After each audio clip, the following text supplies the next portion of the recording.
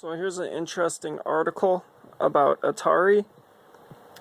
In Mexico, when the Atari company was actually doing really horrible, supposedly they buried tons of the E.T. games and a few of the other ones in New Mexico. So this guy is doing a documentary. Basically, what this says is Atari dumped these games, years ago, underneath all this trash in a landfill. This guy doing a documentary went there and fucking dug this shit up and actually found the games that they fucking trashed. So, a few things about this. He didn't say how many games he found. There was like a crowd of like over 100 people watching, so they got to actually see. People are estimating around 700,000 games he found or something.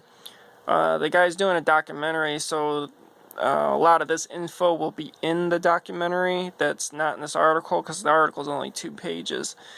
But as you can see, he did find it, which is pretty fucking cool. And there's a ET. I don't know. I think that's just the case. I don't think that's the cartridge. But yeah, here's one that's bagged and sealed. Here's a bag filled with them.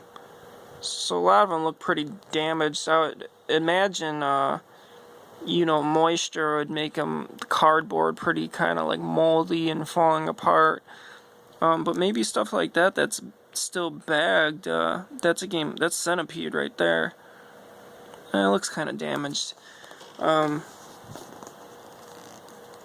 most of that stuff's probably pretty fucked up now, but the landfill actually owns the garbage there. So even though he found the games, he's not allowed to keep them.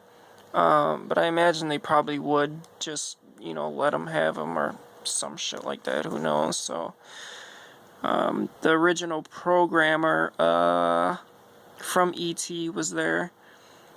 32 years ago, he made the game.